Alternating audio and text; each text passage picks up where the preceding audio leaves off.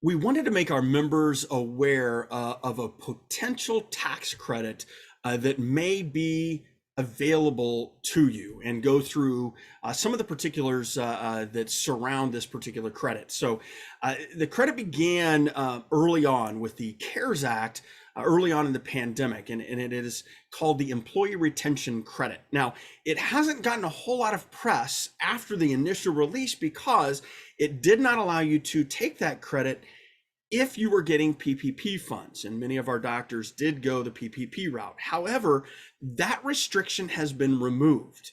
That opens up the possibility to be able to take advantage of this particular credit. Now, this is a credit against payroll taxes. So at the end, what you're going to hear me say is you're going to want to get with your tax accountant, with your payroll company, if you will, or the person that handles your payroll, because they're going to be the ones that help you navigate and submit amended returns for payroll in order to take advantage of the credit if you are eligible. Now, here's where we're going to start. First of all, I want to talk to the owners of their practices that have small practices, maybe single physician practices, or you only employ family members. For you, this is probably not going to be an option because there is an exclusion for owners of 50% or more of the companies, or greater than 50% of the companies.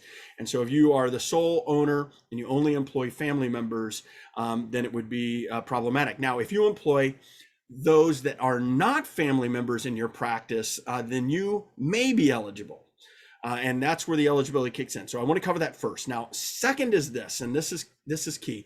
There are two ways to become eligible for the employee retention credit.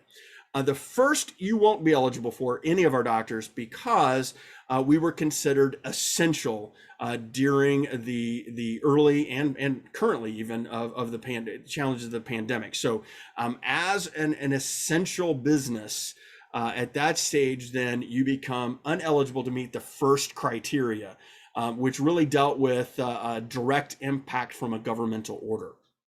But because of your nature of being essential, then it rules you ineligible for that particular provision. However, there's another provision that deals with revenue, and I apologize. I know this can be confusing, but I'm trying to hit all the highlights and give you enough information to help you make your next best decision.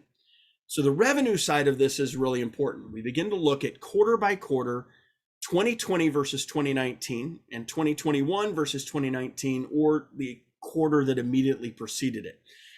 There are two different sets of rules for this. First, in the 2020 portion, you have to look at each quarter to determine, did you have a 50% reduction in gross revenue and revenues versus the same quarter in 2019? If that happens, then you definitely will want to have a conversation with the person that helps you with your payroll, that processes your payroll, to find out if they can help you with next steps on how to achieve that credit. Now, 2021, the rules changed.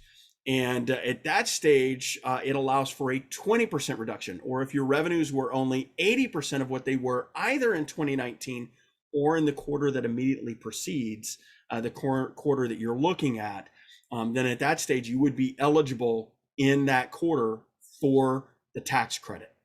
Now, if you're wondering, okay, so Mark, what's the financial impact of this particular tax credit? Well, it depends on which quarters that you would be eligible for the tax credit. It also depends on your employment level, or how many employees, full-time employees, and how much you paid them during those particular quarters. Here's how it ultimately works. The maximum amount that it would be worth is $26,000 per employee. And that's if you're eligible clear through 2020 and clear through 2021. So 2020 is looked at kind of as a whole for the last three quarters. 2021 is looked at in each individual quarter. Your 2020 eligible credit would be approximately $5,000 per employee for the entirety of the 2020 time period. However, the 2021 goes quarter by quarter and potentially has as much as $7,000 per quarter per employee. So biggest thing is this: if you employ others who are not family members, if you had a significant reduction in your overall revenue, and that's 50% in 2020 or in any individual quarter in 2021, a 20% reduction or 80% of the revenues from either 2019 or the immediately preceding quarter, then you may be eligible, and it's worth having that conversation with the accountant, with the company that helps you process your payroll, because this is a payroll tax credit. There's a lot of factors that go into this. There is an offset with PPP, but it doesn't make you ineligible, because you can also include health benefits and other potential benefits and pay. So you want to make sure that you really get this right. Contact the people that help you handle your payroll to find out if you're eligible for the employee retention credit. Hopefully this helps you out, and we will catch you next week.